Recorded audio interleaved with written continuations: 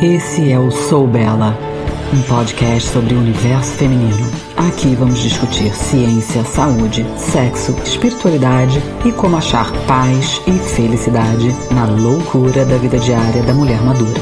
Tudo de forma prática e objetiva, baseada nas novidades científicas e anos de experiência trabalhando com e sendo mulher. Bem-vinda ao Sou Bela. Se você escutou os episódios passados, já deve estar entendendo mais de hormônios sexuais que muitos profissionais. Eu espero ter conseguido te dar um panorama geral para facilitar as suas conversas futuras e entender melhor o seu corpo. Agora que você já conhece os atores principais dessa dança hormonal, vamos aos sintomas. Não, apesar do icônico fogacho ser o estereótipo da menopausa, na minha experiência clínica, essa não é a primeira queixa das mulheres. Eu cuido praticamente de mulheres acima dos 40 e a maioria me procura por causa de ganho de peso, principalmente abdominal. E, na sua maioria, elas não fazem a menor ideia que isso já é um sinal de climatério e de declínio hormonal. Por causa da falta de informação, muitas mulheres deixam para intervir muito mais tarde, quando já estão com constelações de sintomas ou até doenças mais estabelecidas, como diabetes, pressão alta, fibromialgia, ou começam a tratar outras coisas e não conseguem entender porque estão sempre com distúrbios digestivos e infecções urinárias, por exemplo. É tão comum essa conversa na minha clínica e eu tenho que dar a triste notícia para ela de que tudo isso é sinal de que ela está no climatério. E muitas ficam bravas e resistem, como se eu a estivesse chamando de velhas. Mas os hormônios começam nessa trajetória, essa entrada do que eu chamo da segunda adolescência, muito mais cedo do que nos contaram. Então, eu vou listar aqui os sintomas mais comuns. Sim, alguns eu já mencionei nos episódios passados, quando eu estava falando de cada hormônio em particular. Mas eu vou falar de alguns outros mais sinistros que podem estar relacionados com essa nova fase da vida. Lembra, se você tem 35, 40, 45, você obviamente ainda é jovem. Mas o declínio hormonal já começou e se você prestar atenção, você não precisa esperar sofrer demais para entender o que está acontecendo com você. E lembre-se, mulherada, todas vamos envelhecer. E não tem como escapar da menopausa e muito menos porque nos envergonhar dela. Ela é independente do envelhecer, mas meio que acontece na mesma hora. Então, realmente encara como uma segunda adolescência, adiciona uma boa dose de bom humor e siga em frente com o estilo de vida necessário para o envelhecimento feliz. Sim, é preciso aceitar algumas mudanças, contemplar a nossa própria finitude e tomar as rédeas do nosso bem-estar com responsabilidade. Eu vejo esse como um grande obstáculo, mas ninguém, além de você, é responsável pela sua saúde. Depois de entender o papel enorme que esses hormônios desempenham em quase todas as funções corporais, fica claro por que a transição da menopausa pode ser tão perturbadora. Claro, nem todo mundo experimenta todos os sintomas, mas a vida de algumas mulheres fica tão afetada que é quase como se fossem possuídas do dia para a noite e se tornaram vítimas presas de um corpo e de uma mente que mal reconhecem. Então, eu vou abordar estratégias para amenizar isso e ter você de volta nos episódios futuros. Mas agora eu quero que você entenda o que tudo pode ser ligado a essa fase da vida, ao invés de a gente começar a tratar o corpo como se fosse um carro no mecânico, né? Vamos olhar para a roda, vamos olhar para o freio, vamos olhar para cada parte individual quando a gente devia estar olhando para o todo. E, apesar de eu estar vendo online um movimento bem legal sobre essas mudanças, sobre menopausa e climatério, e bem feliz da gente estar tendo espaço para falar abertamente sobre esse processo, eu discordo dessa visão romântica sobre a menopausa. Aprecio, claro, o tom positivo, mas eu pessoalmente acho a menopausa uma merda. Não consigo ver nada de bom no declínio hormonal. E acho que se a gente aprendeu a se liberar de tabu, a ligar o foda-se com mais frequência, a dizer mais não, a nos preocupar menos com a opinião dos outros, não é por causa da menopausa, e sim do processo de maturidade, da experiência de vida inerente a um envelhecimento saudável, apesar da menopausa e não como resultado dela. Então, não precisa achar nada de bom nisso, mas como não temos como evitá-la, que pelo menos aprendamos a conviver com ela da melhor forma possível. Então, bora falar dos sintomas comuns da perimenopausa ou climatério e da menopausa para que você pare de correr atrás do rabo. Antes de mais nada, respira e saiba que a maioria dos sintomas não vão durar para sempre. Ufa! Sim, a segunda adolescência, que é como eu chamo realmente a perimenopausa e climatério, é o pior processo. A vida depois da menopausa tende a melhorar um pouco. Então, quando a gente encara esse processo como realmente uma segunda puberdade, fica mais fácil. A perimenopausa não é simplesmente um caos hormonal, mas uma sequência de eventos que, se você aprende a navegar, consegue pelo menos dar uma organizada na bagunça e criar expectativas realistas e uma estratégia objetiva para sair inteira do outro lado.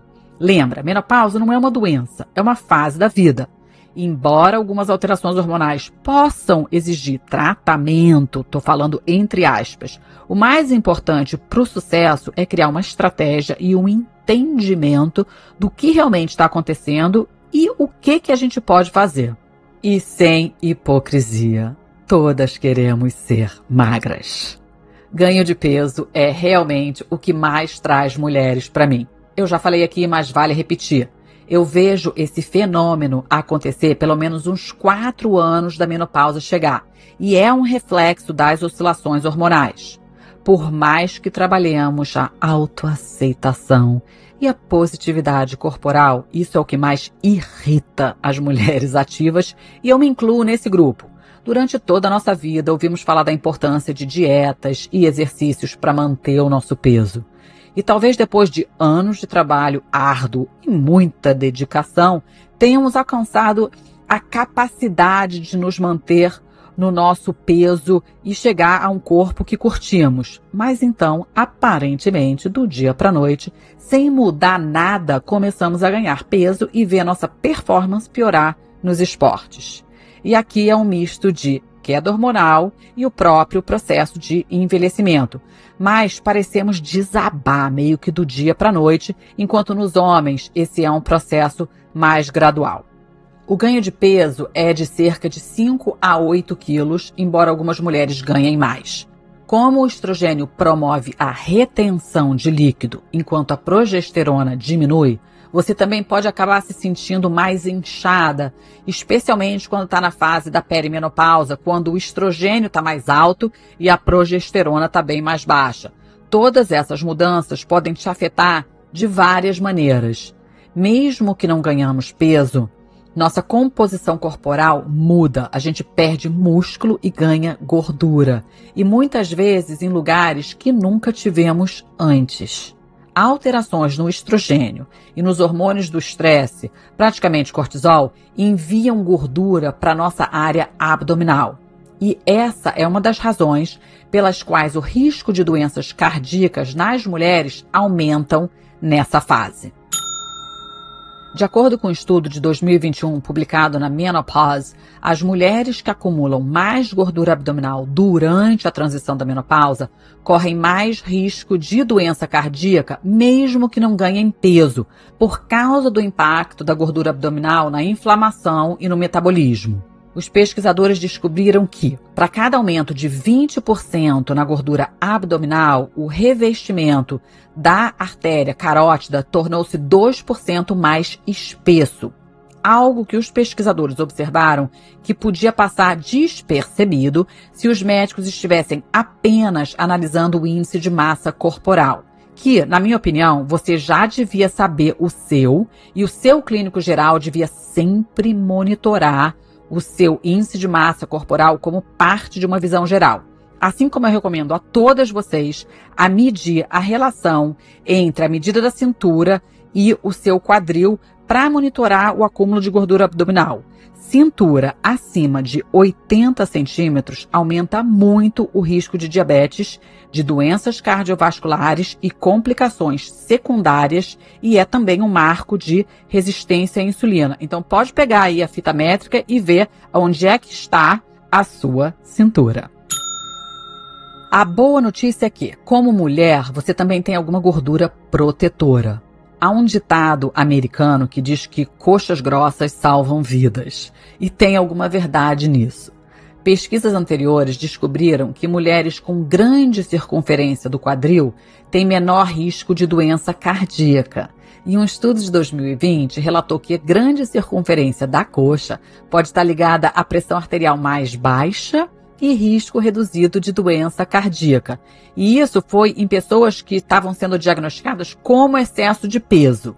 Nas mulheres, especificamente, coxas grandes tendem a reduzir o risco de doenças cardíacas. Por quê? Depois que os ovários param de produzir estrogênio, a principal fonte de produção de estrogênio se torna os seus estoques de gordura.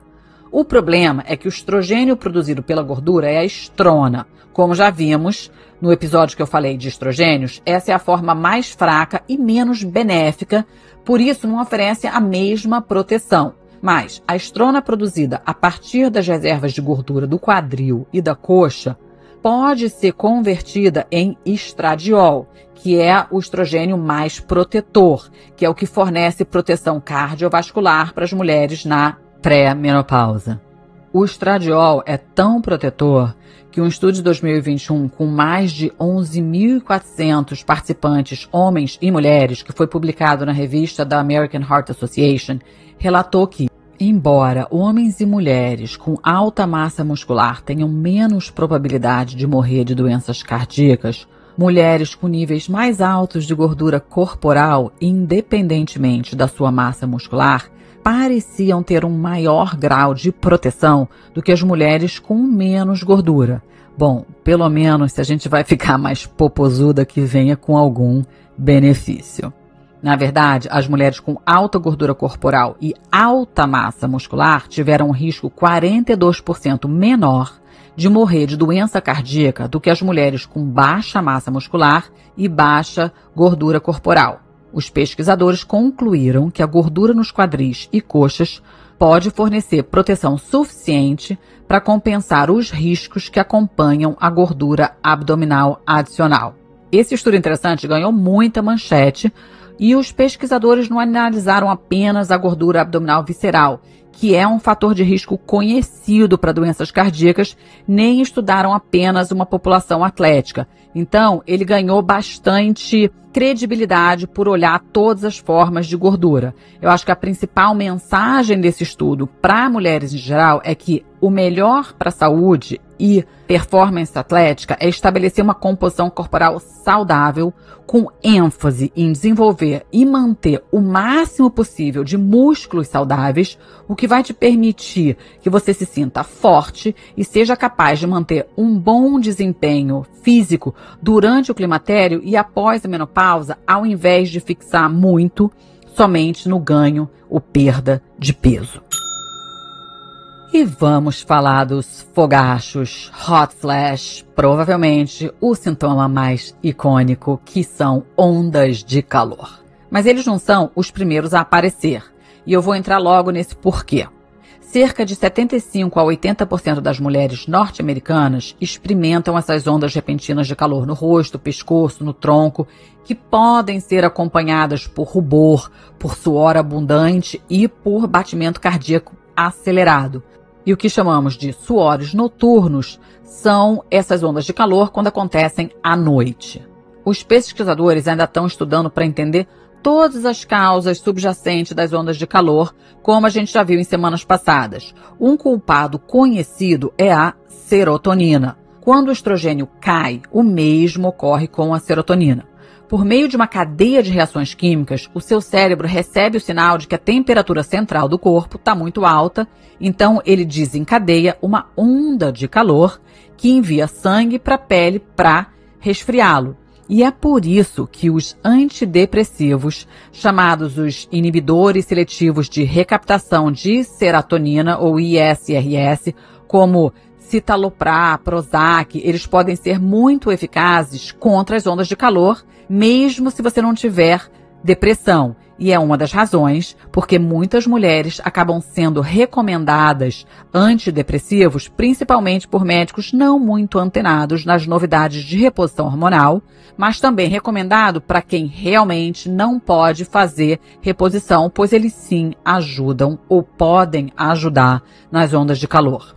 Mas a terapia hormonal com baixa dose de estrogênio, ou estrogênio mais progesterona, ainda é a forma mais eficaz de aliviar as ondas de calor e os suores noturnos. Entraremos na terapia hormonal e também não hormonal com mais detalhes nas próximas semanas. Outros medicamentos frequentemente prescritos off-label, ou seja, que foram desenhados para outra finalidade, mas que se apresentam úteis para ondas de calor, incluem certos medicamentos para pressão alta e medicamentos para distúrbios relacionados a hormônios sexuais, e eu vou falar mais deles em detalhes quando a gente entrar em tratamentos. Outro sintoma para você ficar ligada é menstruação pesada. Você pensaria que à medida que a gente está se aproximando do momento em que a menstruação vai acabar para sempre, o sangramento se tornaria mais leve e menos frequente, né? Bom, muitas mulheres experimentam o oposto, tipo sangramento super intenso e intermináveis. Num estudo de 2014, com mais de 1.300 mulheres entre 42 e 52 anos, intitulado Menstruação e a Transição da Menopausa, os pesquisadores descobriram que não era incomum que as mulheres tivessem sangramento prolongado por 10 dias ou mais e que ainda assim ficassem gotejando sangue por mais uns 6 ou mais dias, e também algumas que tinham um sangramento muito intenso, tipo cena do crime, por 3 ou mais dias durante todo esse ano de transição. Mais de um quarto das mulheres tiveram até 3 episódios de mais de 10 dias de sangramento em um período de 6 meses. E mais de 3/4 registraram 3 ou mais dias de fluxo super intenso. E por que a menstruação às vezes fica mais intensa nessa época? Para usar uma analogia da doutora Mary Jane Minkin, que é especialista em menopausa e professora de Yale, isso acontece porque é como se a gente tivesse muito fertilizante sem poda suficiente. Então, se você pensar em seu útero como um gramado e o estrogênio é o fertilizante, ele promove o crescimento e o espessamento do tecido e do revestimento do forro uterino. E a progesterona é o cortador da grama que afina esse revestimento. Quando você tem ciclos anovulatórios, ou seja, quando não liberou um óvulo, consequentemente a progesterona não é liberada também, você acaba com um gramado alto, que não é cortado há algum tempo, e quando finalmente o resultado é um sangramento intenso. A reposição com progesterona pode minimizar e regular o seu sangramento, assim como pílulas anticoncepcionais de baixa dosagem de progestina, que às vezes são recomendadas por aí. Não seria a minha primeira opção, mas eu estou dizendo isso para que você entenda por que a sua ginecologista talvez sugira o uso de anticoncepcional nessa fase. Eu vou fazer um episódio específico em anticoncepcional também. Algumas mulheres que sofrem de sangramentos muito pesados podem ter sucesso com o DIU, que libera pequenas quantidades de progestina no sistema. Progestina é uma forma sintética de progesterona, não é bioidêntica, e eu vou falar mais dela no futuro. Mas eu já adianto que, apesar de funcionarem no caso de sangramento pesado e serem sim opção para algumas mulheres, elas não trazem nem de longe o resto dos benefícios que a progesterona bioidêntica traz para o seu corpo como um todo. O outro sintoma muito comum é a incontinência urinária. Cara, nada nos faz sentir mais velhas do que mijar nas calças. Puta que pariu, quem foi que inventou esta merda, né? Desculpa, hoje eu tô falando muito palavrão, mas é porque realmente só rindo. E eu já vou avisando que alguma forma de incontinência urinária acontece com a melhor de nós. E se tá achando que não, vai dar uma pulada num trampolim e depois me conta.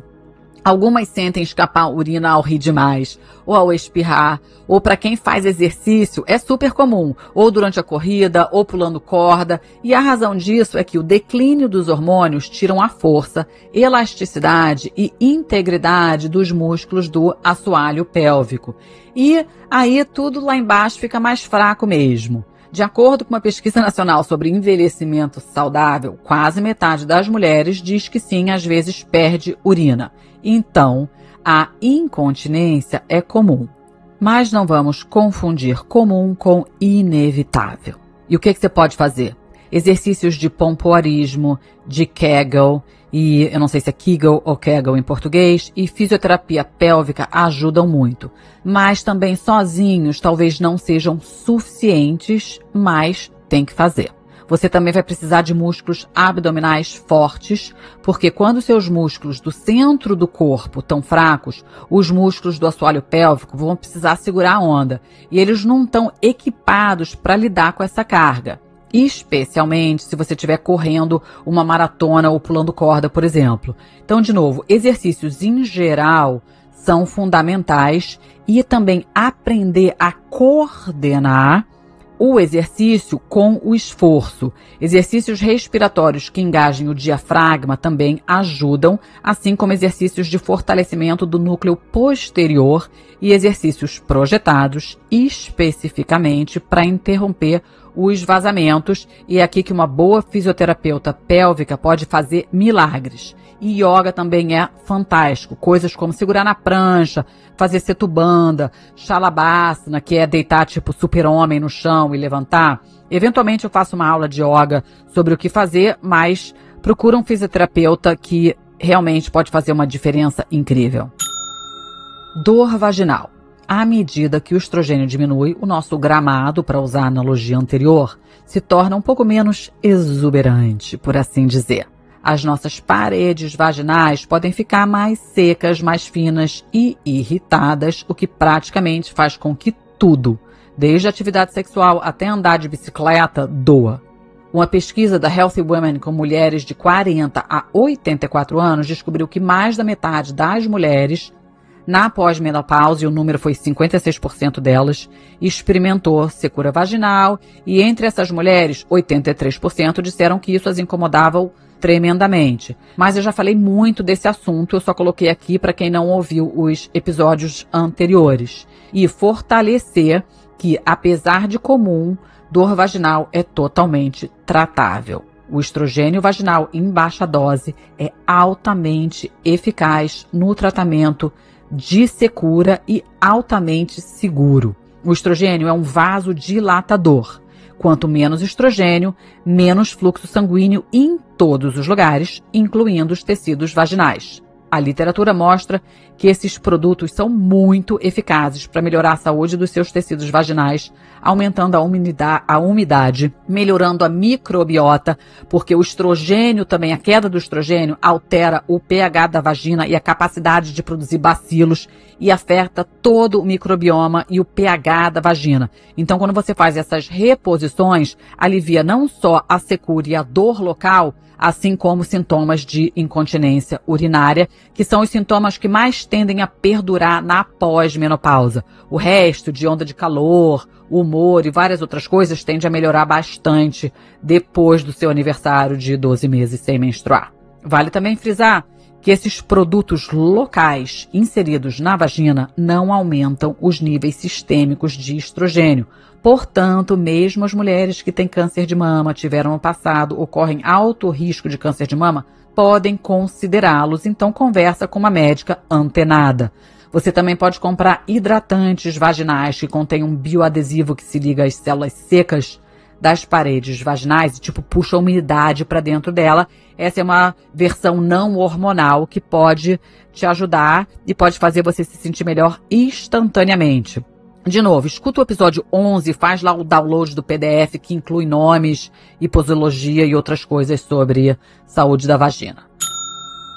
Outro sintoma super comum é a fadiga. Muitas mulheres nessa fase se sentem exaustas, esgotadas, especialmente durante o climatério, quando o desequilíbrio hormonal ainda está meio novo e fora de controle, então o cérebro ainda está precisando recalibrar demais. E aí você já tem o seu sono atrapalhado e está sentindo como se a sua produção normal de energia parece que você está perdendo energia pelo ralo, né? À medida que o estrogênio cai, o cortisol aumenta, o que pode ser um real dreno energético. Felizmente, as mesmas mudanças no seu estilo de vida, de protocolo de exercício, de nutrição que a gente vai aprender para melhorar a sua fisiologia e compensar a queda dos seus hormônios, também devem ajudar a aumentar os seus níveis de energia e trazer você de volta. E vamos falar da famosa neblina cerebral. Dificuldade de concentração, lapsos de memória e confusão geral são muito comuns durante a transição para a menopausa, porque os seus hormônios e neurotransmissores, que nada mais são que mensageiros cerebrais, parecem estar num estado de convulsão.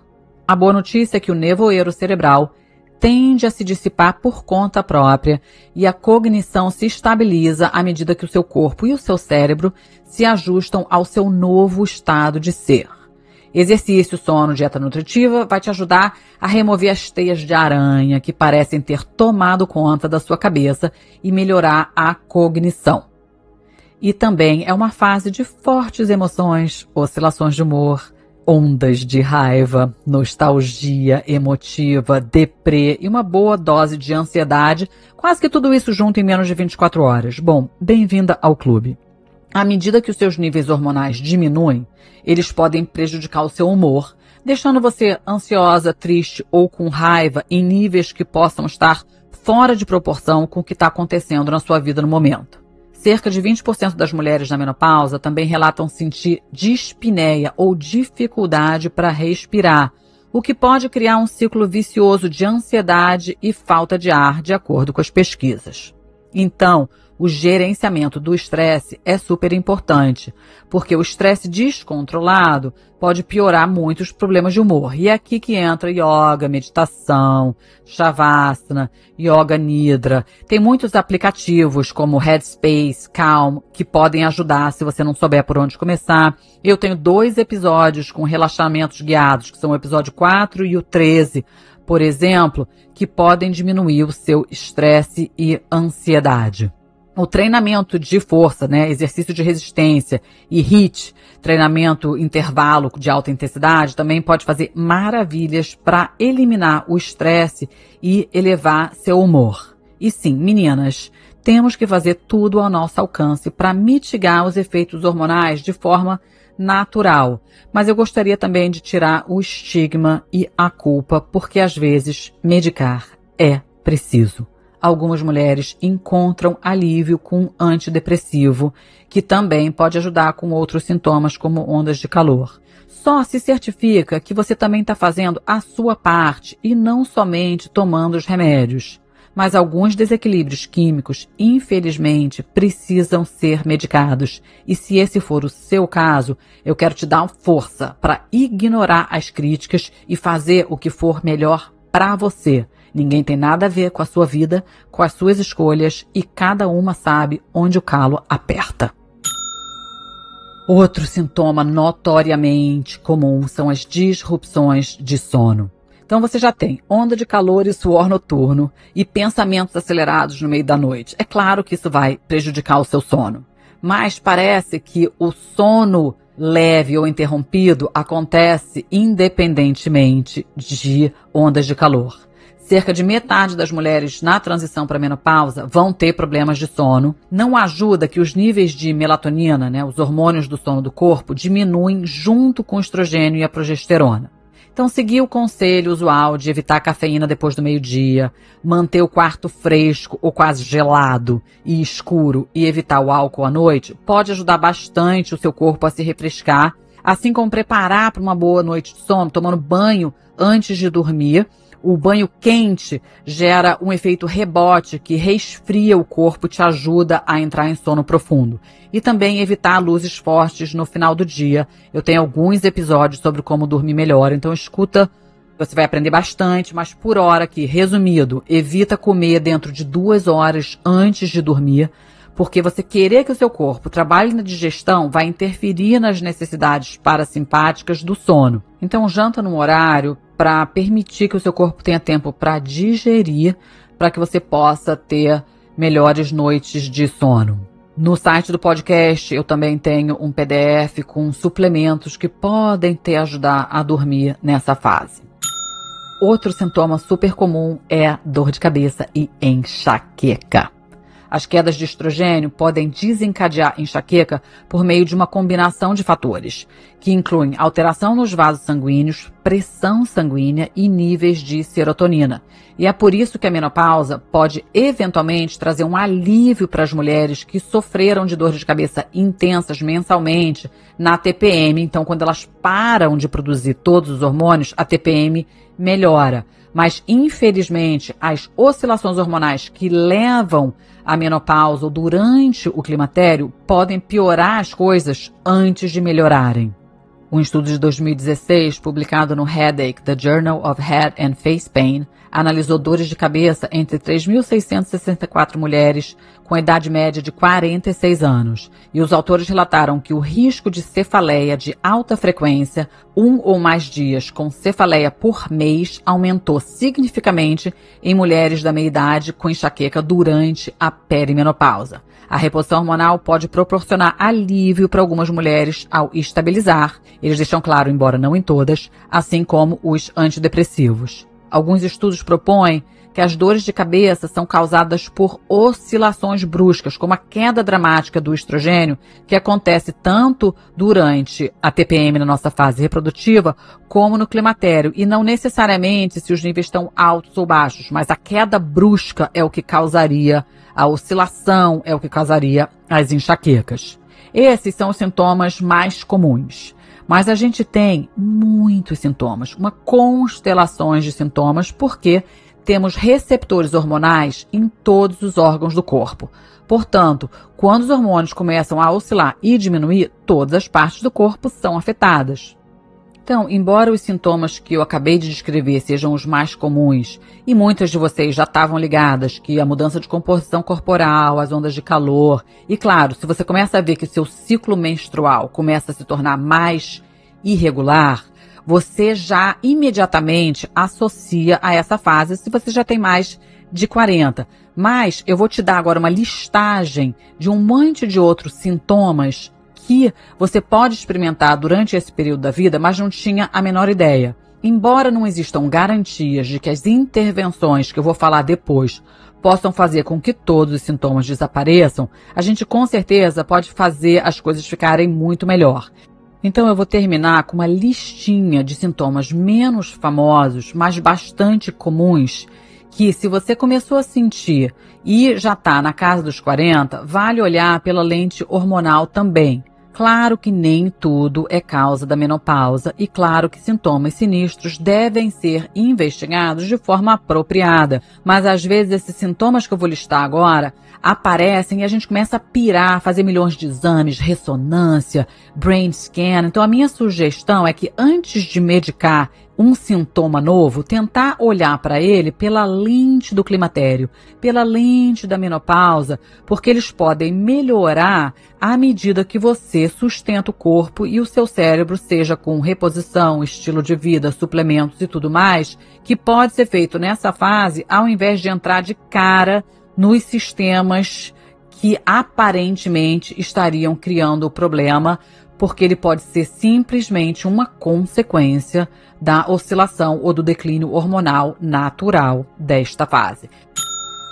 Então, quais seriam esses sintomas menos comuns? Tontura, irritabilidade, depressão, a gente já falou, carência, se sentindo não amada, dor lombar, dor nas articulações, cansaço excessivo, mastalgia, que é dor no peito, perda de motivação, dor muscular, não sei se já falei esse, pelos faciais que não existiam antes, pele seca, coceira, sensação de formigamento na pele, ou a sensação de formigamento meio com alfinetada e agulhada nas extremidades, baixa libido, problemas com orgasmo, aumento do tamanho dos seios, o sexo doloroso, o sexo desconfortável, aumento da frequência urinária ou incontinência urinária, aumento de gases e inchaço abdominal. Eu vejo muito distúrbio no microbioma intestinal, sangramento nas gengivas, unhas quebradiças, queda de cabelo, afinamento de cabelo, palpitação cardíaca, língua ardente, perda auditiva e zumbido. Eu vejo muita mulher com tinnitus e aí a gente começa a fazer reposição hormonal, desaparece. Uma listinha nada fácil, claro, mas, de novo, não é para ignorar, mas também olhar por essa lente da menopausa. Por hora, eu fico por aqui. Até semana que vem, manda suas dúvidas pelo Instagram. Pode me mandar também sugestões de tópicos que você gostaria de ver abordado. Namastê!